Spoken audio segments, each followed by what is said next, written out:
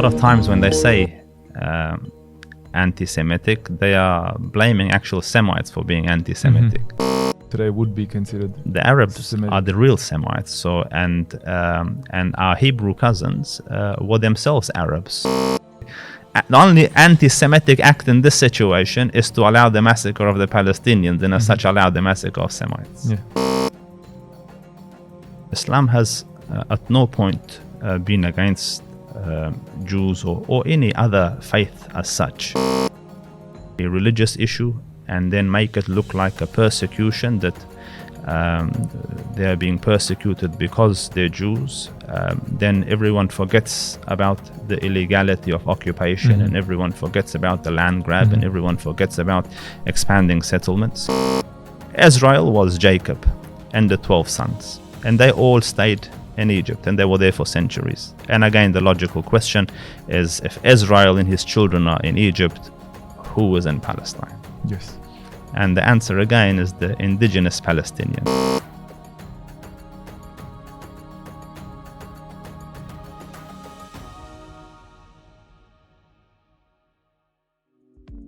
Who are the children of Israel, and what relation do they have to what's taking place in Palestine as we speak?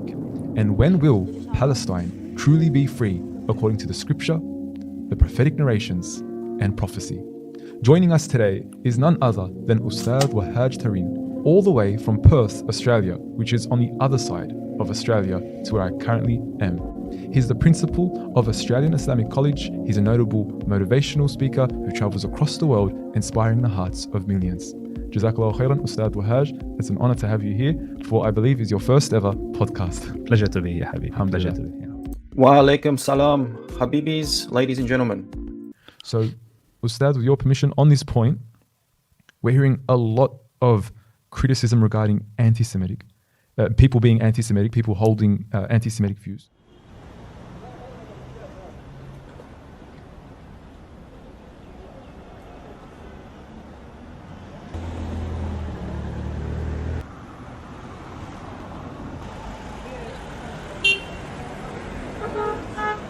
اسم المحل هتلر وانا بحبه يعني من كتر ما هو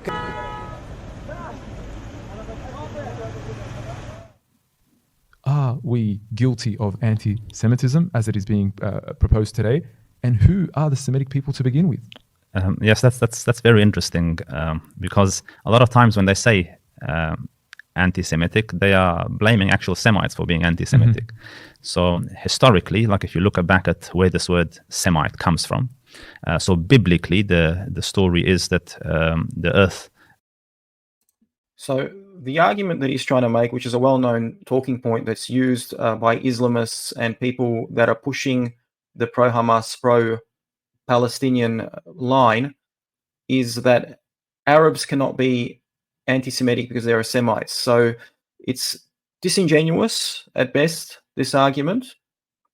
He's clearly conflating two different things. So yes, there are Semites. Semites include Arabs. They include other people like Kurds, Syrians, as he points out. Obviously, it includes Jews as well. Then there's the term anti-Semitic or anti-Semitism. So this term was coined in Germany by people who hated Jews, by a gentleman called Wilhelm Marr in the 19th century. And this individual, Wilhelm Marr, wanted to rid Germany of what he saw as Jewish influence. So he created this term specifically to show that he was against Judaism and Jews, and that's what the term specifically means. So to say that, therefore, to say that Arabs cannot be anti-Semitic because they are Semites is dishonest and disingenuous. Let's have a look at what the Oxford Dictionary has to say. Don't take my word for it.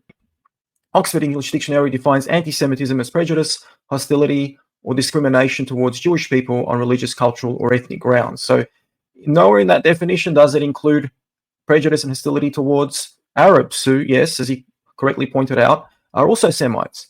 So if the Palestinian propagandists, the Islamists, have an issue with this term being used to exclusively refer to hatred and prejudice against Jews, if they have a problem with that definition, then I would invite them and encourage them to write letters to the editors of the Oxford Dictionary, the Merriam-Webster Dictionary, and all other English dictionaries, well-known and reputable English dictionaries and petition them to change this meaning. Until then, this term specifically refers to prejudice against Jewish people, and anyone who suggests otherwise is distorting the facts on the ground and is providing a deflection and a total red herring.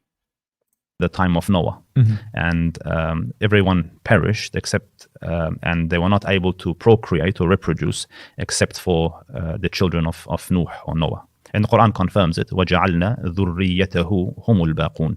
And we only made his progeny, the ones that were left behind as in procreated. Yes. So Noah had 4 sons, and one of his sons is called Sam. So Sam's children and their children were called Semites.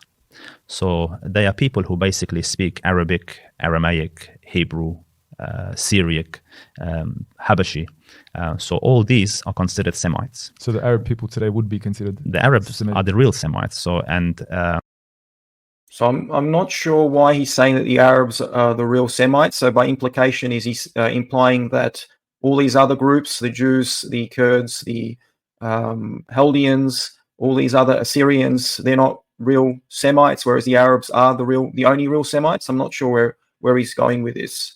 and our Hebrew cousins were themselves Arabs. So What a bizarre statement to make. if you look at Abraham comes from the city of Ur. Ur is a city, ancient city, which was located towards the end of the Euphrates, where it joins the Persian Gulf. So he's an Iraqi man that came from there, and in somewhere in the second millennia settled in the Holy Lands. So if I get this right, in summary, he's saying that Abraham was an Arab. All the Semitic people that lived there were actually Arabs. And he proves the fact that Abraham was an Arab by virtue of the fact that he was born in Ur, which was in Babylon, ancient Babylon, which is modern-day Iraq. So he uses that as proof to prove that he was an Arab. There's one slight minor problem with his claim. So when Abraham was born in that area, there were no Arabs living there. They were Chaldeans, they were Assyrians that were living there. They have no connection to the Arabs. The Arabs are from Arabia. The Arabs came to that region much later, a few thousand years after the birth of Abraham. So once Muhammad's armies invaded that area. But the Chaldeans, the Assyrians, they were entirely different people. They had their own language, their own culture, totally separate from the Arabs. So his contention that all the other people that were living there at that time were Arabs is entirely false and is patently absurd.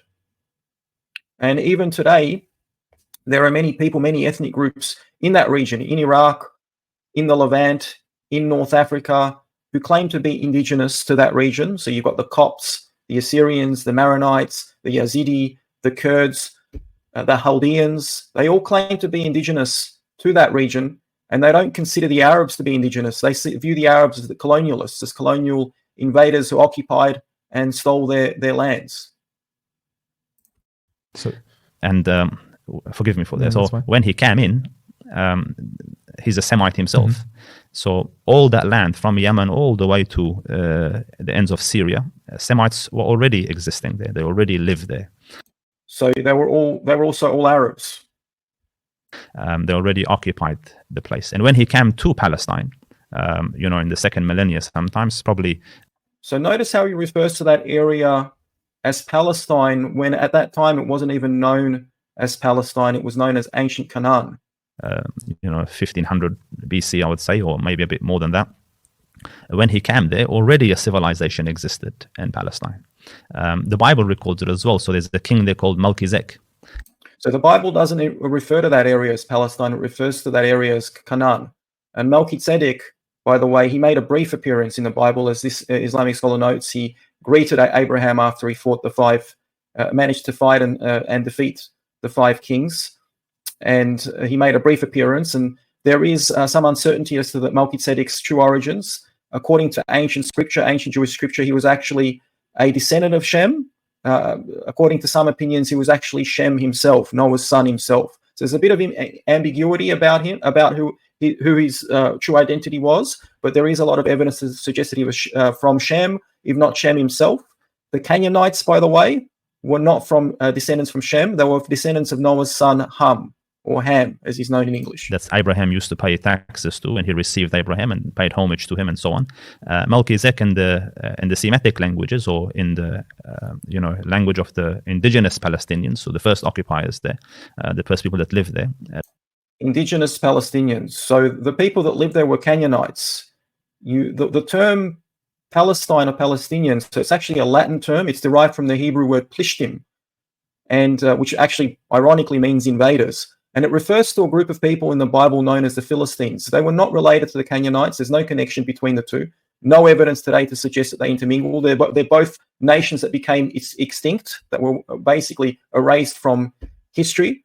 And the Plishtim were actually not, the Philistines were not Semites. They were originally from an island called Crete, which is part of modern-day Greece. So they were of Greco-European origin, no relation to Semites. And they settled in an area, they were confined to an area which is today known as Gaza, as well as parts of modern-day southern Israel, Ashdod, the city of Ashdod. So they were confined to that area, to that part. They have no connection to the Canaanites. And if you claim, but he's using that phrase quite interchangeably, quite freely, Palestine, he's referring to it as Palestine in a time when it wasn't referred to as Palestine, it was referred to as Canaan. It's called Malaki Sadiq.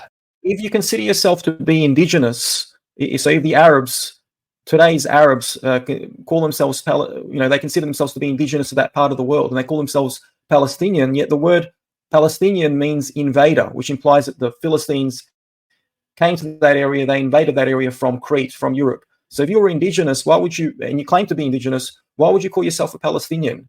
It almost sounds counterintuitive. Why would you refer to yourself as an invader? And that word is, as I've noted, it's not even an Arabic word. The Arabs have trouble pronouncing it. They don't have a pe in their language. They say Palestine, which is a mispronunciation of that word, of Plishtim, Philistines, or Plishtim in Hebrew, which means invaders. The righteous or truthful king. And the Bible records that Abraham paid taxes to him and met him. And Abraham came at the time just with two people. So Abraham, Sarah, and Lot, or Lot. So three people came to a place which was already inhabited. The Bible already mentions the names of the tribes that were there, the kingdoms that were there. It was already inhabited. Archaeological evidence backs that there was findings there at least 3,000 years before Christ, at least. So no one disputes the fact that it was inhabited. So we know in our own Bible, in the Torah, the Quran obviously acknowledges that the place was inhabited by Canaanites, and you also had later the Philistines living there as well. But it was inhabited by 7 nations, which God instructed Moses and Joshua to get rid of, because he considered these nations to be despicable in his eyes. What they were doing in that land, God considered to be an abomination. So they was doing human sacrifices, or sacrificing to Moloch. They're living degenerate lifestyles. Islam acknowledges that as well, ironically, because for some reason this Islamic scholar is claiming, he appears to be claiming that today's Palestinians are descendants of the Canaanites, yet he refers to them as Palestinians, which again has no connection to, the word Palestinian comes from the Philistines, and the Philistines actually have no connection to the Canaanites. But again, ironically, Muslims, Islam today, they consider Moses and Joshua to be prophets, and the revelations that they received from God, according to Islam, was the word of God. And so when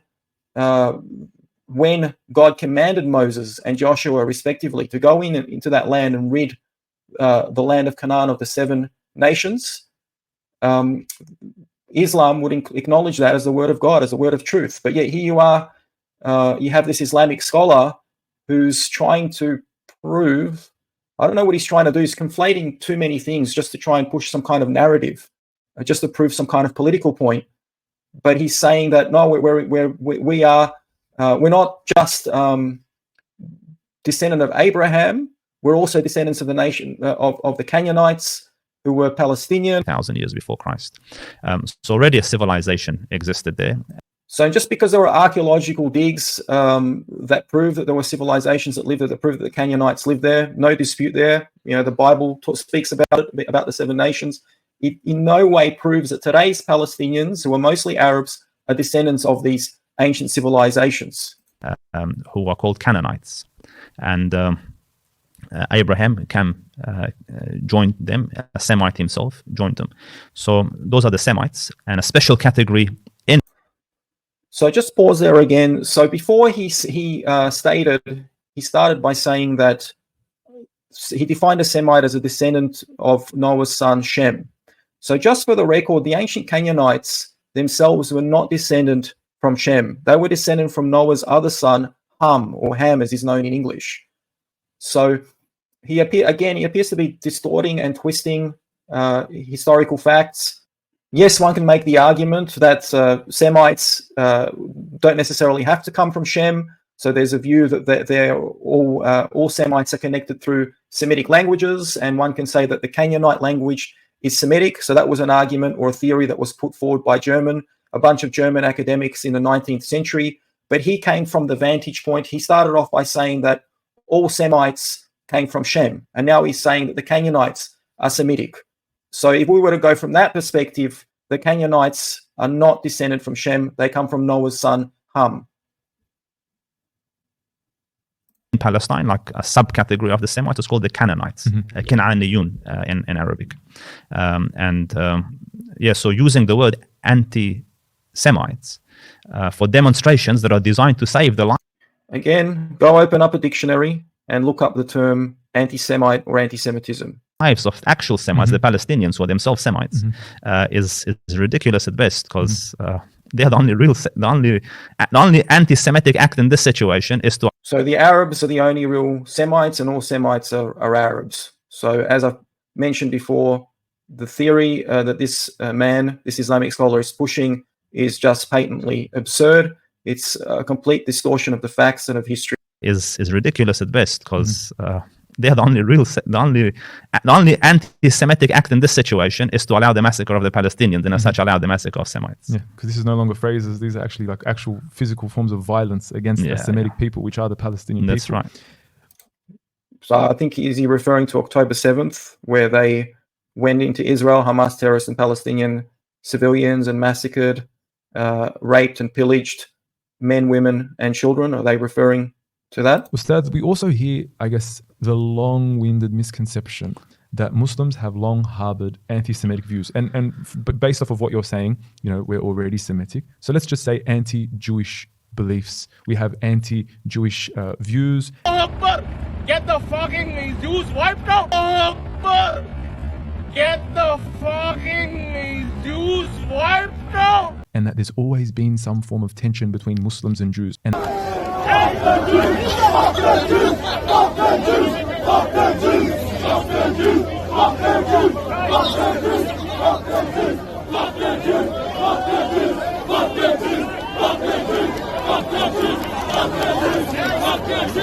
how true is this statement, or is it utterly bogus?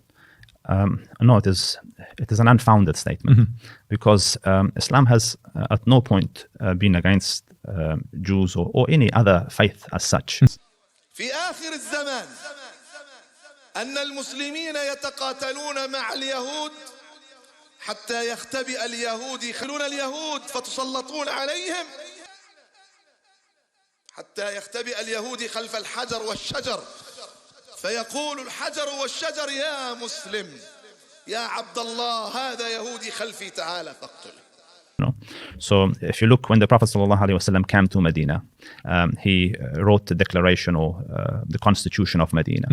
And how did he come to Medina? Did he come to Medina throwing? No. So if you look, when the Prophet ﷺ, the Prophet Muhammad, the founder of Islam, did he come to Medina by throwing rose petals? Was he a hippie, a pacifist? How did he end up in Medina?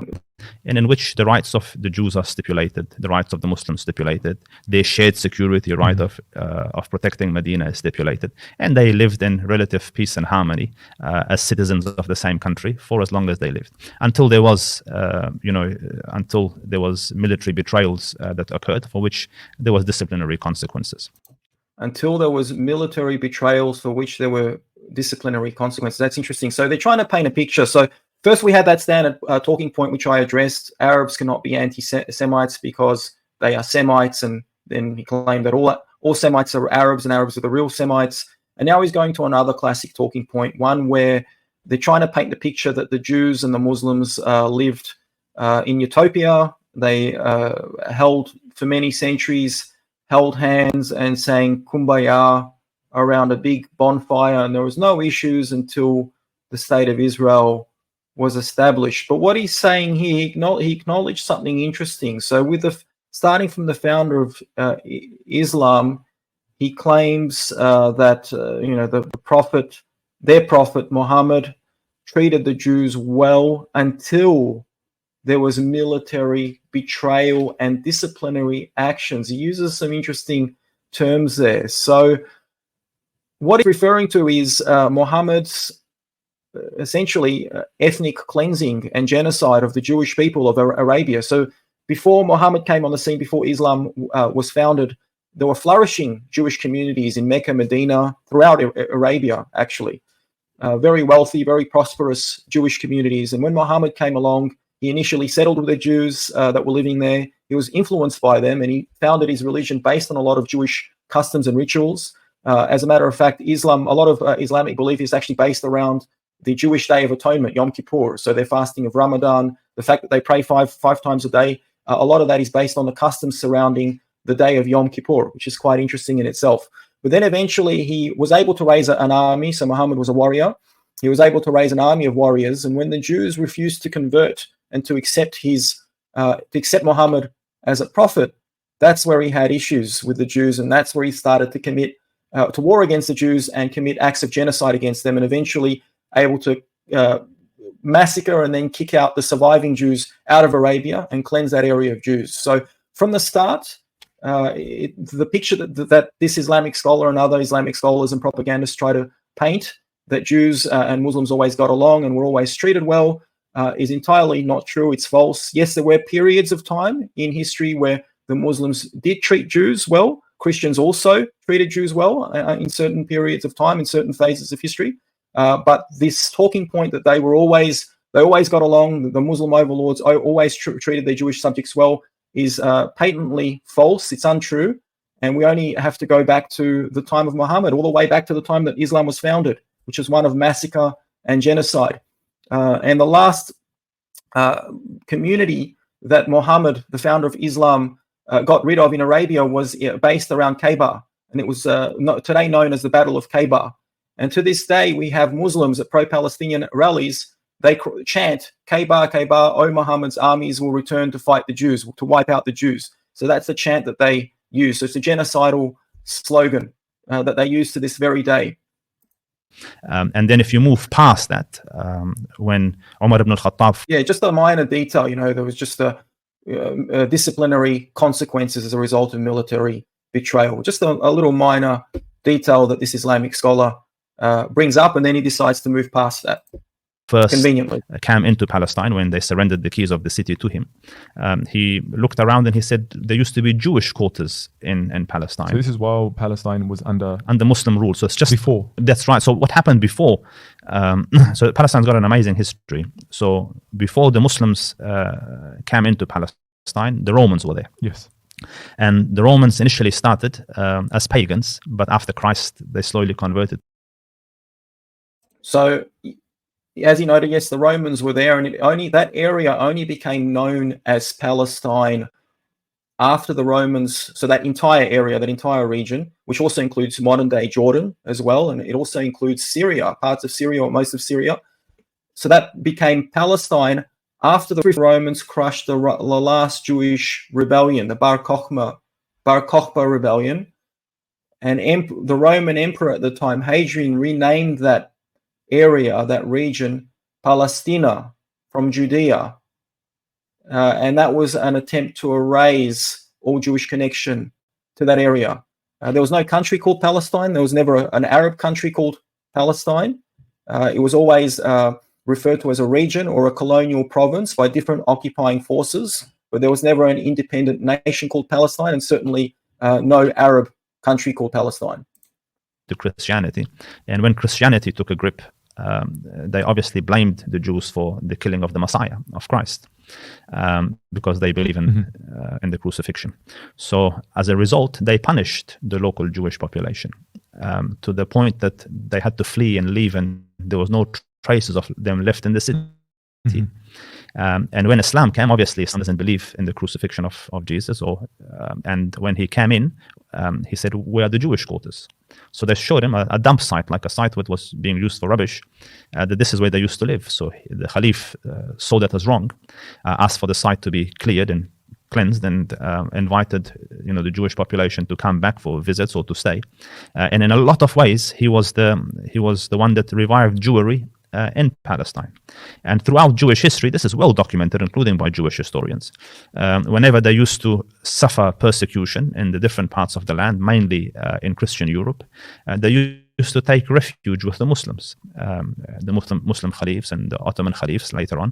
And this is historically documented. So we have no issues.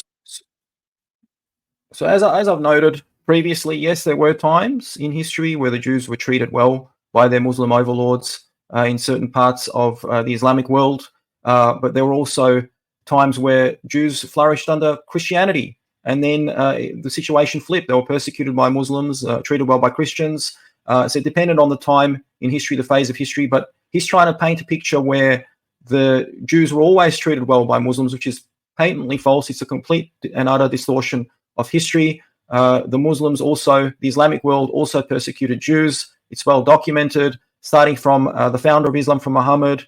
Then you had the times of the Maimonides, one of the greatest philosophers and Jewish sages of all times, also revered by the Arabs and the non-Jewish world. Maimonides, he was persecuted. His family, the Jews during his time were heavily persecuted by the Muslims. He had to flee a number of different countries to escape Muslim armies, and he had to flee in order to save his life.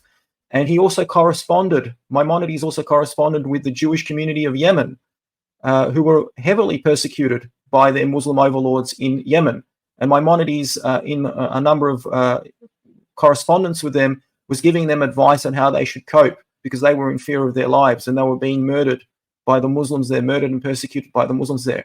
All of this is well documented. In addition to that, the Nazis, Hitler and the Nazis, got their idea to force Jews to wear yellow stars from the Muslims. So in the 11th century, there was a certain caliph who forced Jews to wear yellow stars.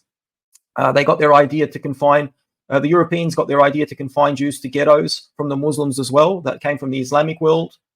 In addition to that, the Jews were in the Islamic world were treated as dhimmis. So the term dhimmi denotes a subhuman category, an underclass category, and people with that term, including Jews, so that was all non-Muslims, were first forced to pay a special tax, a dhimmi tax, to their Muslim overlords. So it wasn't utopia. They weren't singing around, standing around a bonfire singing Kumbaya like this Islamic scholar and a lot of other Islamists and a lot of propagandists are trying to paint this picture.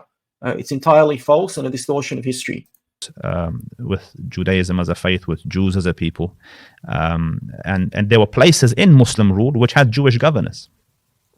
So there's never been an issue that way. Our contest never been an issue. So again, entirely false. Yes, there's some truth to what he's saying. So again, as I've acknowledged, there were certain periods, especially under Muslim-ruled Spain, where Jews flourished. There were Jewish governors. But also in Christian countries, especially in Christian Spain, there were times where the Jews flourished as well, up until the Spanish Inquisition. So for him to say that, to make a definitive statement and say that there was no persecution, to go to that extreme, is completely absurd. The problem that we suffer currently is that an illegal land grab has happened and continues to happen, and it's illegal and cruel expansion continues today. So again, he's basically building up this narrative to get to this propaganda point, classic propaganda talking point, that no, we didn't have a problem with Jews. We always got along with Jews until the state of Israel came about. So again, that's false. Throughout history, Muslims have been persecuting and murdering Jews, even in modern times, before the creation of the state of Israel. So their classic narrative is the Jews came, took land from, supposedly stole land from the Muslims in Palestine, the so-called indigenous Arab Muslims. They stole land from them in 1948, pushed them out of their homes, and this started a war, a defensive war and the Arabs had responded in kind, but prior to that, there were no problems. We only need to look at the Hebron massacre of 1929. That was well before the creation of the modern-day State of Israel. The Jaffa riots and the Jerusalem riots and pogroms of 1920 and 1922. Many other riots and pogroms throughout the 1920s and 30s. We can even go further back. There was the Jaffa, the Safed, the Sfad massacre of 1834. There were massacres in the 1600s that were well documented. So all of this, again, proves the absurdity of what he's claiming. So that is the point, that is a point of contestation, and it's a point that is very painful to the indigenous population of Palestine. And I forgot to also note that the Mufti of Palestine, Haj Amin al-Husseini, he was the uncle of Yasser Arafat, and he today, to this very day, is revered by the Palestinians. He's considered to be the father of the National Palestinian Movement, Haj Amin al-Husseini. He collaborated with the Nazis. According to Eichmann's right-hand man, Haj Amin al-Husseini not only collaborated with the Nazis, he was instrumental in pushing the Nazis to exterminate the Jews of Europe. And this was before 1948. This was before the creation of the State of Israel.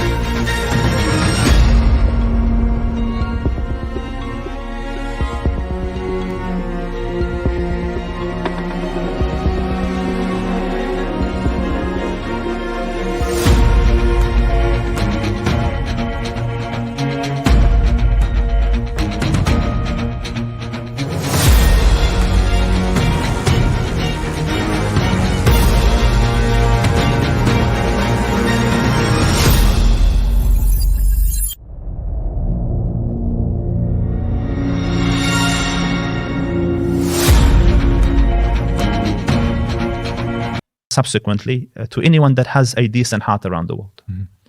So you've clearly demonstrated that the Prophet ﷺ had cordial relations with the Jewish people. False. Umar ibn Khattab, the second caliph, had cordial relations with the Jewish people, inviting them back to Palestine. We see throughout Islamic history, Muslims protecting Jewish people. False, again, as I've mentioned, to say that throughout history Muslims protected Jews, that statement is a complete and utter distortion of history. So where does this misconception stem from? Where does it come from? And why are people so adamant on proving this? Well, mainly from mass media, and mainly, so it's a political strategy that if you make the issue of land grab a religious issue and then make it look like a persecution, that they are being persecuted because they're Jews, then everyone forgets about the illegality of occupation, Mm-hmm. and everyone forgets about the land grab, Mm-hmm. and everyone forgets about expanding settlements. So it's a nice deflective technique that, Mm-hmm. that has worked. So you only have to look at the statements of Hamas, of the Fatah leadership, of the senior Palestinian leadership. القدس بالسكاكين عطوا رقاب اليهود كلها هي تقف على العرق من هان 5 شيكل تشتري لك سكينه واضيه مضيها وهنا على طول حزه 5 شيكل افسد اليهود لقد تغطرس اليهود وآن الآن حسابهم وآن الآن تدميرهم على. You also need to look at the statements of Haj Amin al-Husseini, the uncle of Yasser Arafat. If you read their statements, they clearly make it about Jews and about killing Jews. They're quite open about this. So what this Islamic scholar is doing is just distorting the facts on the ground, the reality on the ground, to push a certain narrative. Pretty well. Yes. Until the power of mainstream media is slowly starting to erode away, and social media is now taking over. And even social media could be manipulated, but the problem is that now different countries have invested in social media. So you got TikTok, which is Chinese owned, so it's hard to influence. Which is a lot of Palestinian take, propaganda, by the a way. restrictive stance.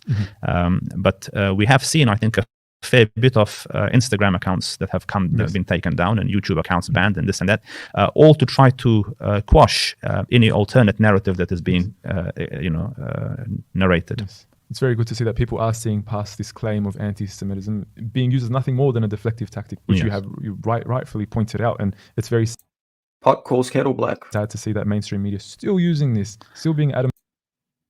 As if they never use the term Islamophobia. So let's park aside the fact that they're being totally disingenuous about what the term anti-Semitism means, and they're completely distorting and twisting that.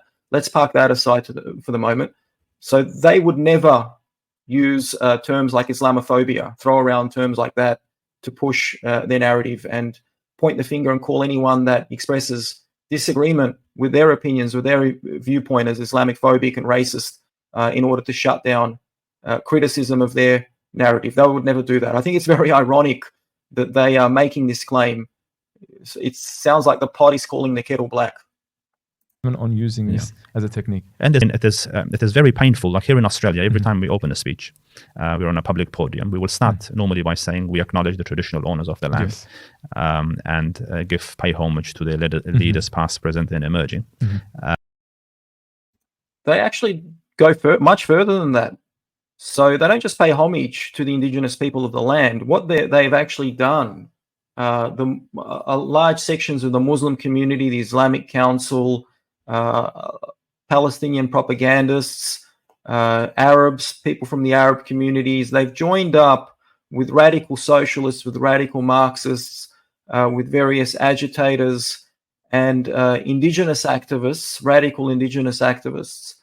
And they're actually quite blatantly calling for the downfall and destruction of Australia. They're calling for the downfall of the colony, which means the destruction of Australia as we know it.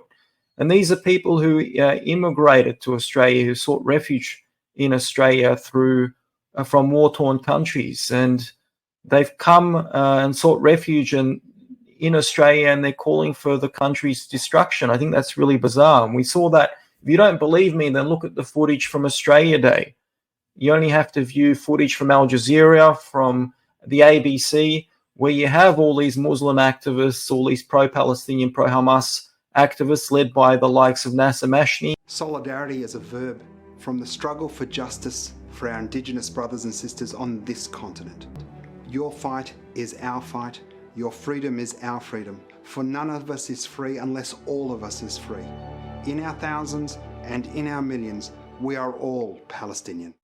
Marching on Australia Day, and they're marching not for Australia Day, but against Australia Day. They're having Invasion Day rallies, and they're waving Palestinian flags alongside Indigenous flags, and they're calling for the downfall and destruction of this country. So forget about their failure to recognize Israel and Jewish sovereignty. They also don't recognize Australia, their adopted country, and they're acting as a fifth column here, and they're calling for the destruction of their own adopted country. I mean, think about that. Let that sink in for a moment. How many decades now terrorizing our people and occupying our lands?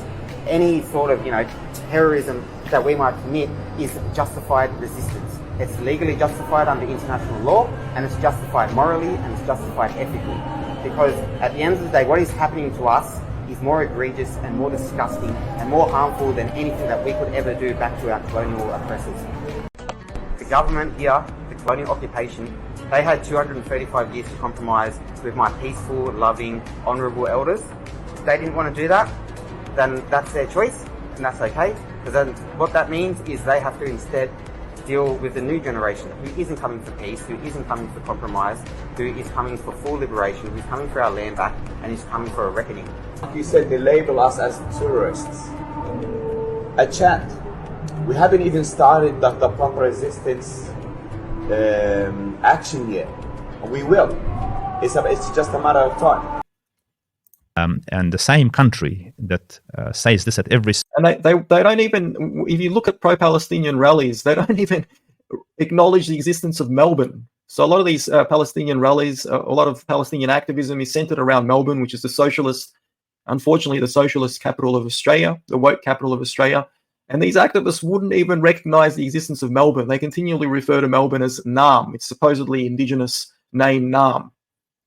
Speech. And the same country that had the vote for the voice just recently to stand up for its local indigenous population, its leadership was so quiet for the indigenous population of somewhere else. Yet the indigenous population are fully in support of Palestinian people in their struggle because they feel it very close at heart. Yes. No, you've really pointed it out very well. Ustadh, if we move on to...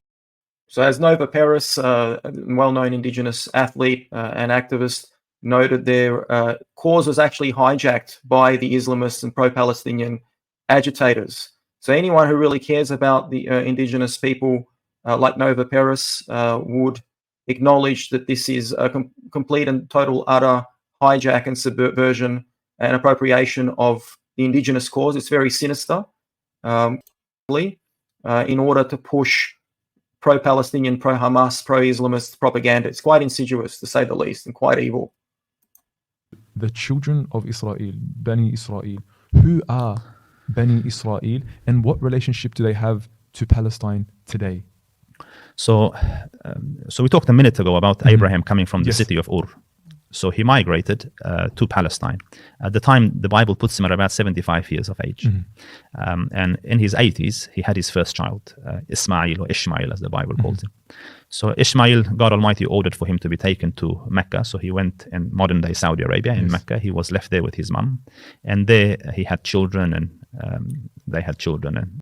And his descendants, so Ishmael's descendants, became Arabs. So before he was incorrectly asserted that all Semitic people during the time of Abraham and even before Abraham were all Arabs. Incorrect statement. But now he's finally making a factual statement. So he acknowledged that Abraham had a son called Ishmael. His oldest son, Ishmael, and his mother Hagar went to settle in Arabia, and their descendants subsequently became Arabs. So this is probably one of the few, if not only, factual statements that this Islamic scholar has made thus far. It became part of the Arab race. And in Palestine, Abraham had a son called Isaac. Again, during that time, the Bible does not refer to that land as Palestine. It was known as Canaan. And when Isaac was around 6... So he keeps saying this term to imply that there was a nation called Palestine that goes all the way back to Canaan, an independent Arab nation, which of course is a false claim and a complete revision of history. Years old, he had a son called Jacob. And Jacob is also known as Israel in the Bible, in all the scriptures. Yes. So Jacob, or Israel, had 12 sons. One of the most famous sons is Joseph or Yusuf, yeah. So Yusuf, and they're all mighty prophets to us, we adore them. So Yusuf, alayhi salam, as we say, Allah's blessed. They're all prophets? No, I'm saying the prophets of the...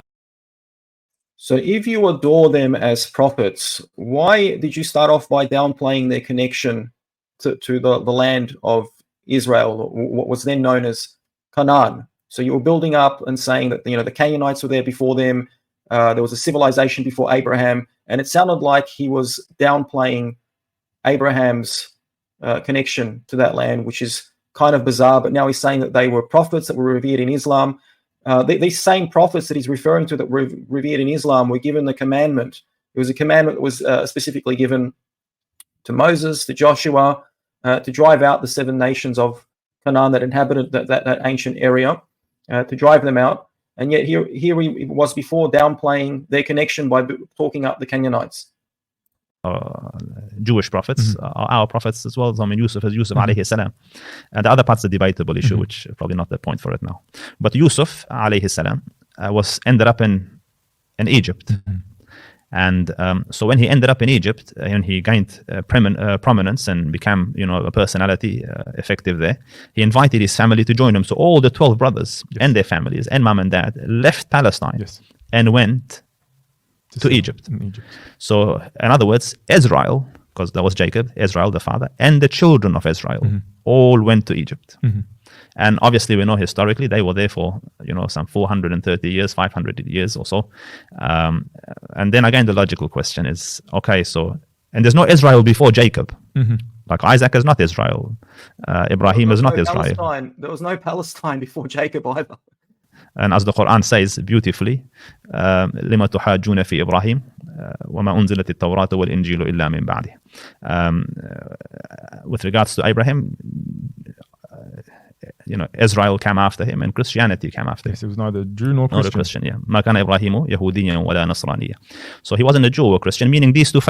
That's a moot point. The Jewish people consider him to be Jewish, but there's also an opinion that the Israelites became Jewish on Mount Sinai after they received the revelation. So that's a moot point and is debatable. It's come after him. So Israel was Jacob and the 12 sons, and they all stayed in Egypt, and they were there for centuries. And again, the logical question is, if Israel and his children are in Egypt, who was in Palestine? Yes.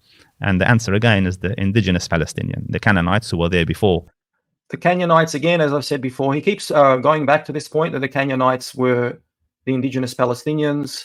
Again, the term Palestine, which is a Latin term, it's a derivative of the Hebrew plishtim, which means invaders, refers to a group of people that were unrelated to the Canaanites. They were the Philistines. The Philistines were of Greco-European origin. They came from an island called Crete. And because they came from Crete and they invaded Gaza and Ashdod, which is part of southern Israel, they were called invaders, plishtim. So hardly a sign that they were indigenous. And here he is, he's claiming that he's conflating so many different things, so many different facts. He's saying that the ancient Canaanites were Palestinians, which is just completely and utterly absurd, a complete revision of historical facts. Abraham came thousands of years before he came, and whilst they came and after they left and when they came back, the indigenous populations was always there. So that's Israel and the children of Israel. They did come back obviously after Moses in the time of Yusha ibn.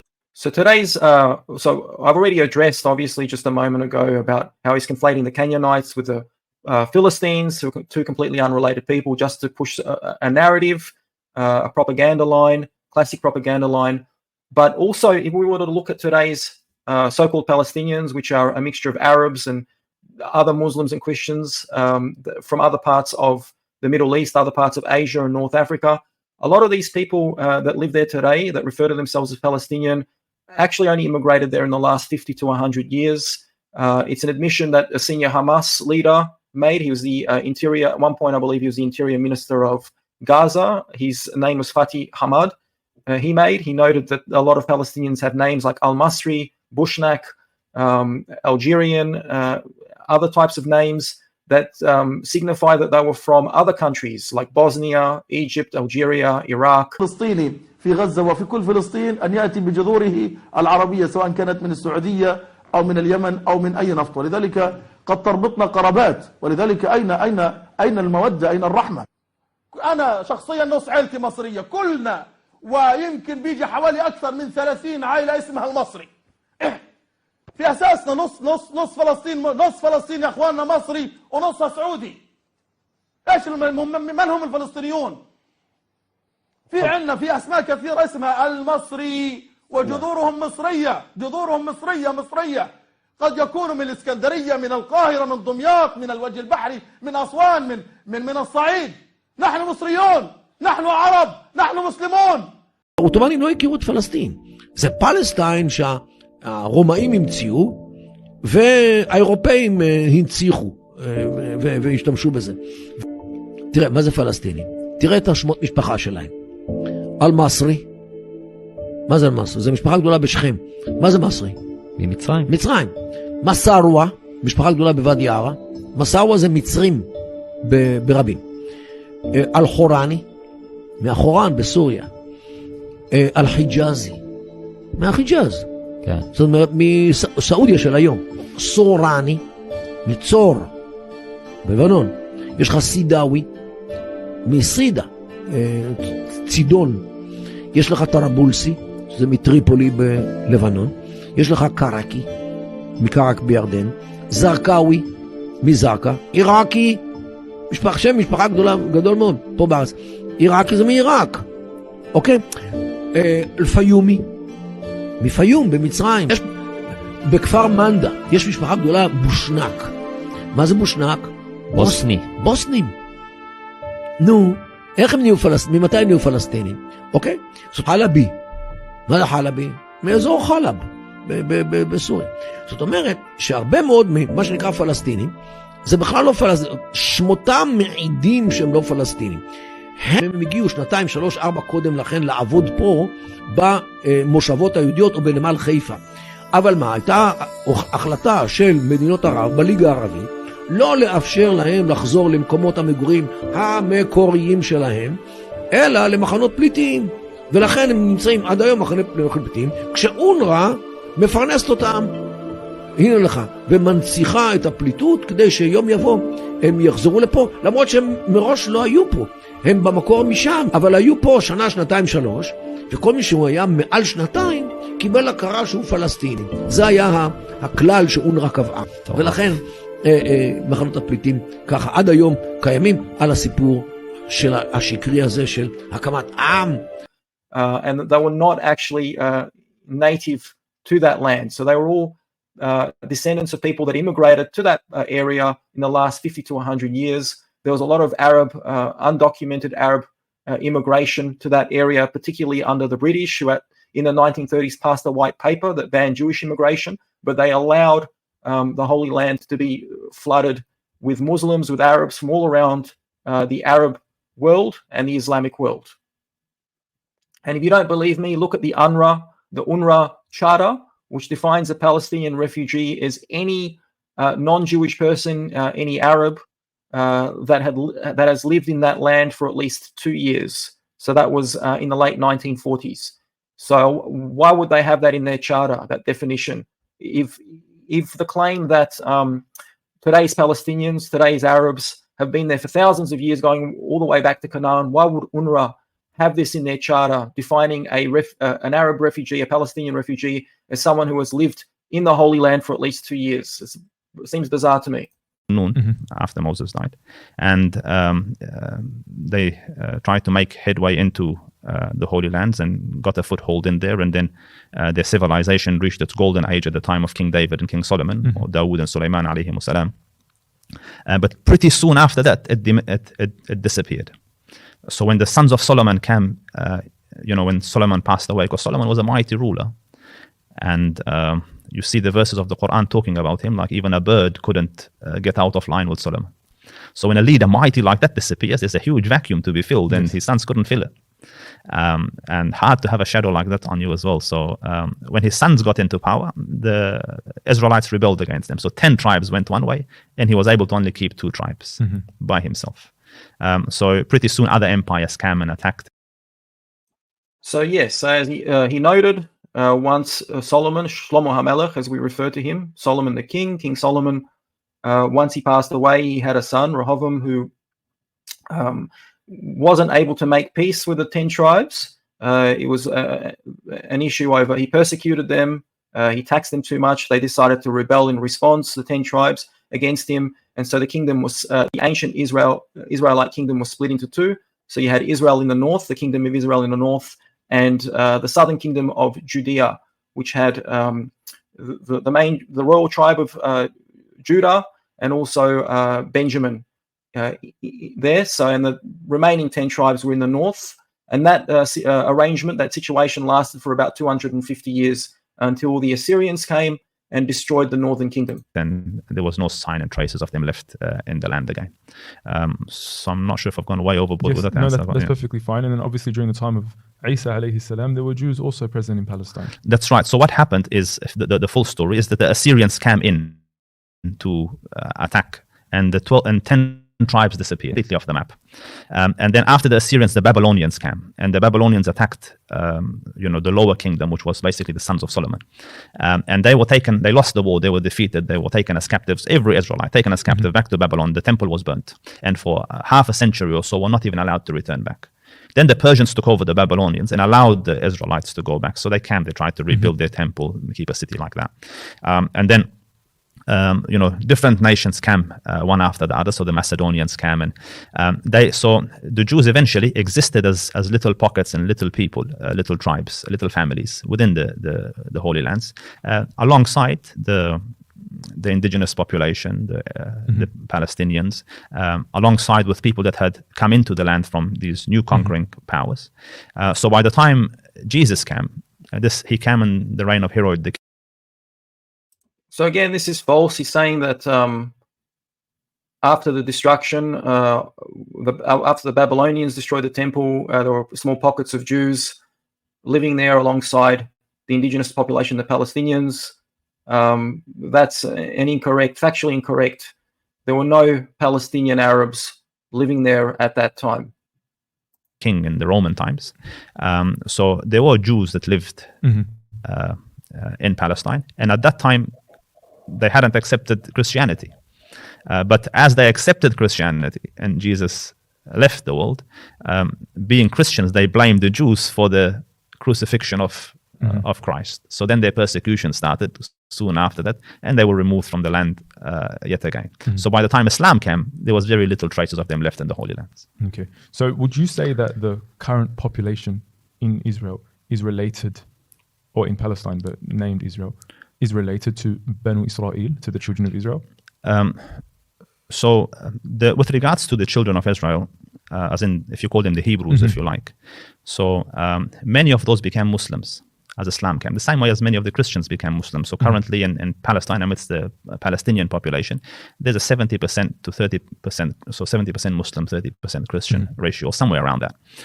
So which means the local population became Muslims. And a lot of the people that were Hebrews also became Muslims. And I think I read up somewhere recently that there was DNA analysis done, and 80% of the Palestinians have Hebrew DNA. So again, he offers no real evidence. He mentions some study, doesn't name the study. So all he does is he appeals to authority. He makes that a fallacy where he appeals to authority by saying there was some kind of study which he didn't name, which proves that the Palestinians today are actually descendants of Hebrews, which is interesting because he started off by downplaying Abraham's connection to the land. So if you notice, if you go all the way back to the start of this video, he spent an awful lot of time trying to downplay Abraham and Isaac's and Jacob's connection and the ancient Israelites' connection to the land of Israel, which he continually falsely refers to as Palestine. In biblical times prior to the creation of the ancient Israelite nation, it was referred to as Canaan.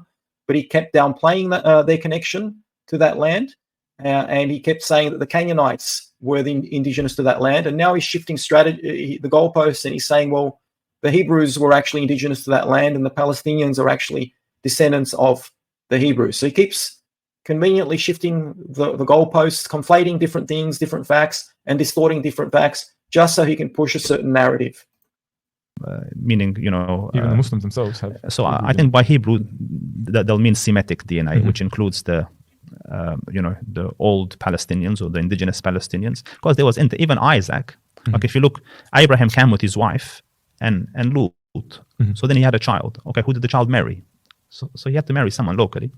So Abraham's children were not allowed to marry into the 7 nations. They did not marry into the Canaanites. There's a specific commandment where they were not allowed to marry into the Canaanite nation and the other 7 nations that lived there. They were commanded to drive them out from that place.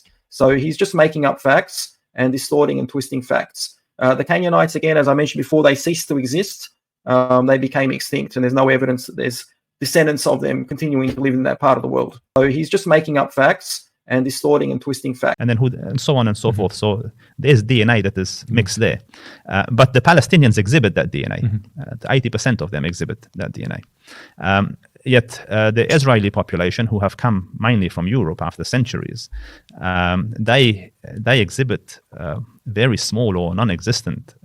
So again, going back to what I said earlier, he went through a lot of trouble at the start trying to downplay Abraham's connection to the land of Israel, to the Holy Land, and saying that the Canaanites were the true indigenous people of that land, and that today's Palestinians are descendants of the Canaanites. Now he's starting to shift strategies a little bit, trying to shift the goalposts, and saying that today's Palestinians are also descendants of Abraham and Jacob and the ancient Israelites, despite earlier on downplaying their connection to the land.